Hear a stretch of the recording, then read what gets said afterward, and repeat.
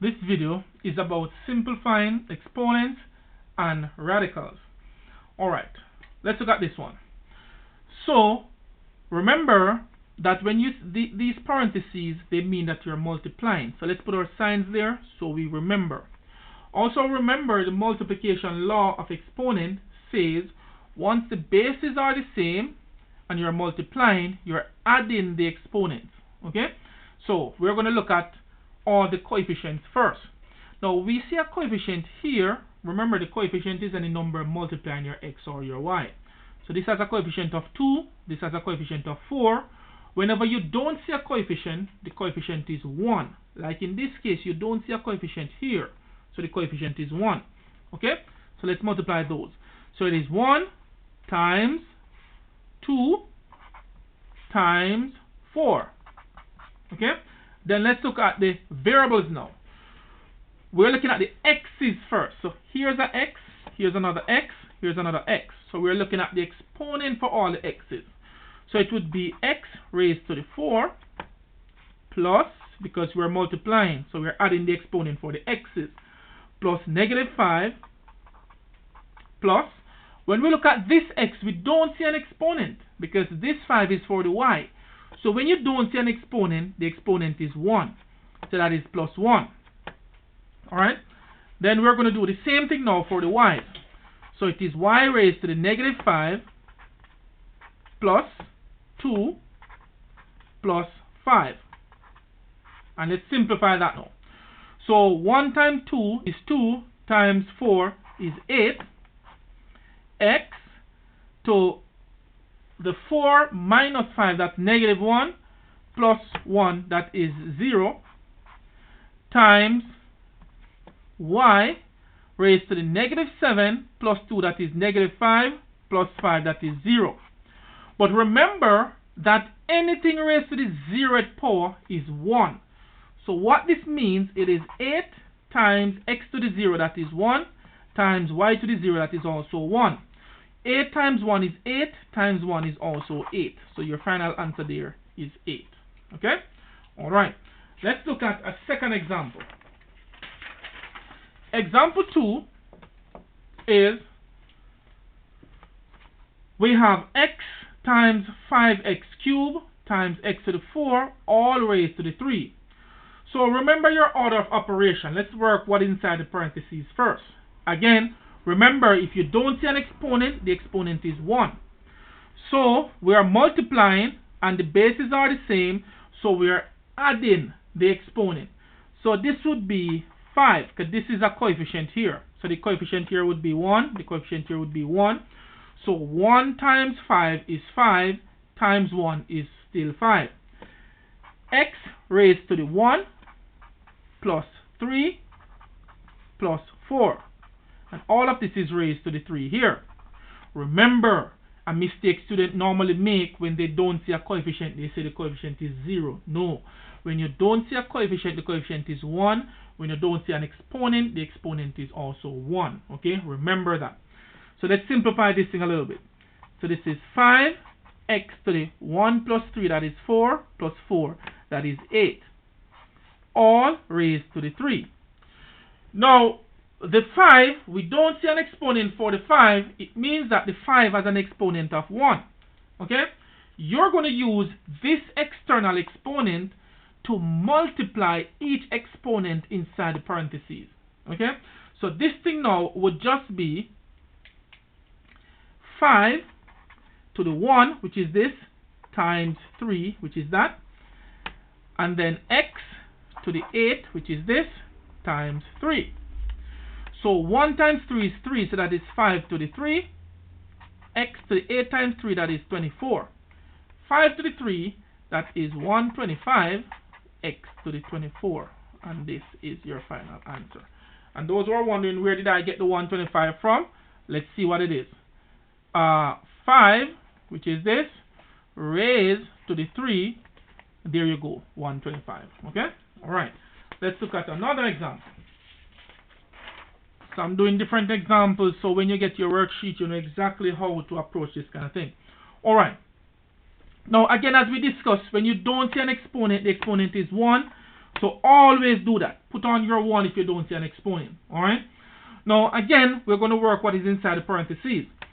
So this is 5 to the 1. The bases are the same, and once you're dividing, this means that you're dividing. So once you're dividing, you're going to subtract the bottom exponent from the top exponent. Okay? Or you could go ahead and use this to distribute each exponent inside the parentheses. So let's do that. So that would be 5 to the 1 times 2. So you're using this 2 to multiply all the exponents inside here. And then it would be y cubed, which is this, times 2, which is this, okay, all over 7 to the 1, which is this, times 2. So we're using this 2 to times all the exponents in there. And then this would be y to the 2 times 2. Okay? And all of this should be inside the parentheses. So let's finish this part up now. Okay. So 5, 1 times 2 is 2, so that's 5 square. Y, 3 times 2, that is 6, over 7. 1 times 2, that is 2, that's 7 square. Y, 2 times 2, that is 4. Okay? Now remember, as we said a few minutes ago, that when you are dividing and the bases are the same, you're subtracting the bottom exponent from the top exponent. Okay? So in this case, 5 square, that is 25. Y, okay, let's write it first. Y to the 6 over 7 square, that is 49. Y to the 4. Okay? So let's have a little space here. So this is 25. Y, these have the same basis. They're both y's. So it would be y to the 6 minus 4, which is this part here. Okay? And all of that is still over the 49, because the 49 did not move. Okay? So this would just give you, let's put it over here. This would give you 25 over 49. Y, 6 minus 4, that is 2. And this is your final answer here. Or you could write it as 25y squared all over 49. Same thing. Okay? Alright. Let's look at another example. Let's look at another example. So this one says we should simplify this question here. Alright.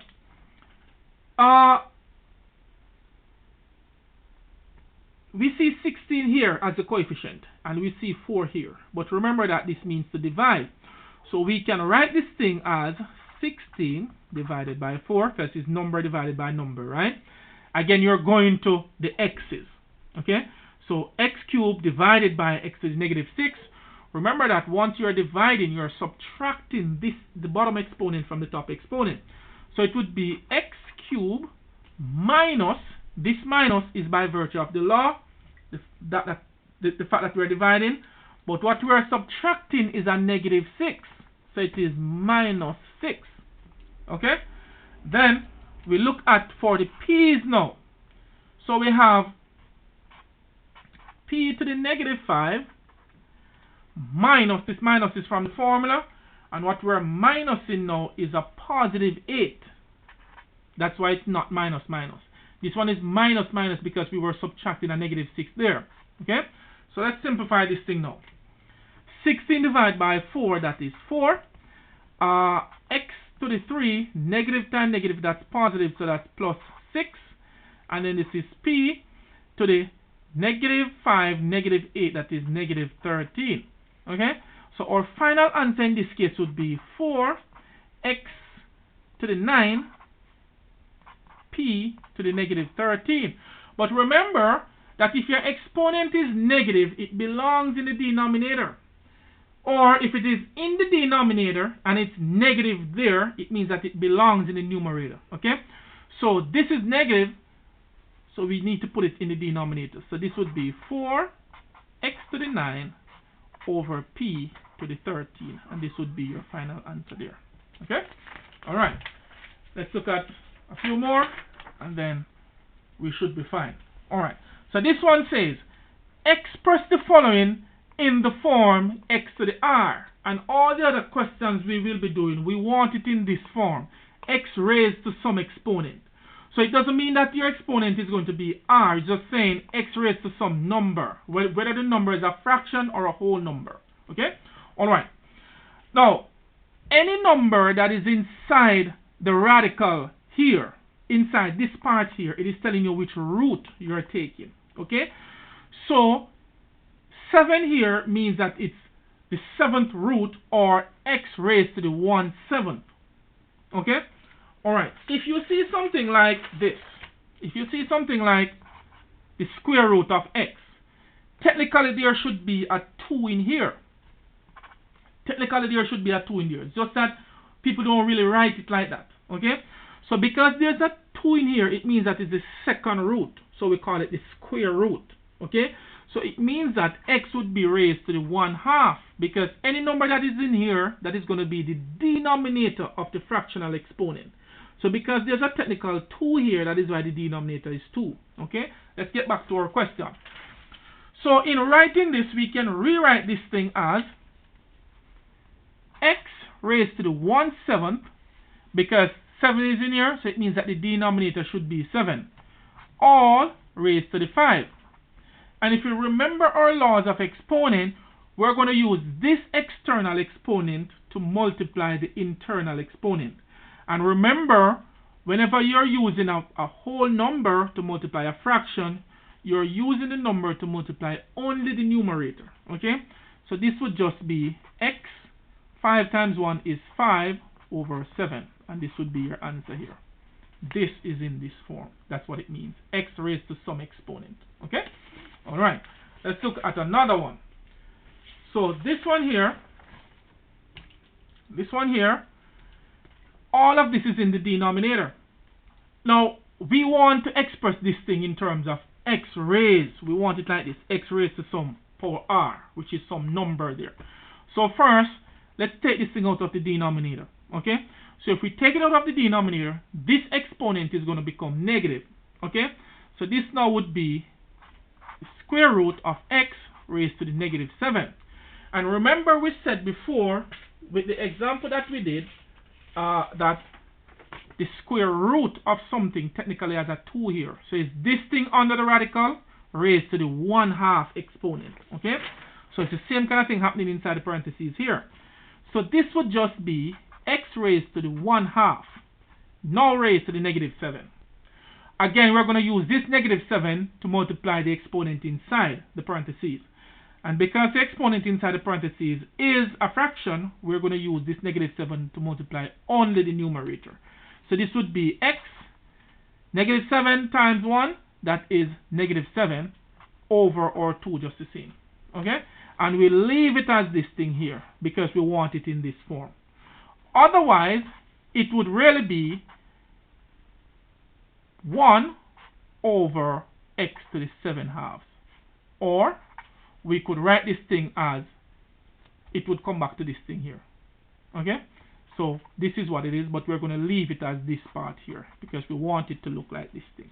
Okay, let's look at our final example. And you should be fine in simplifying radical expressions and exponents. Alright, so this question says, in case you can't see it clearly, it is 5, the 5th root of the 3rd root of x.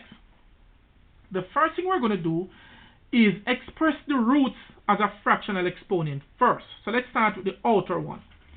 Because 5 is in this, it means that all of this thing under the radical, let's write it there, the 3rd root of x, all of it is going to raise to the 1/5 exponent. Okay? And then we're going to rewrite this inside the parentheses as well.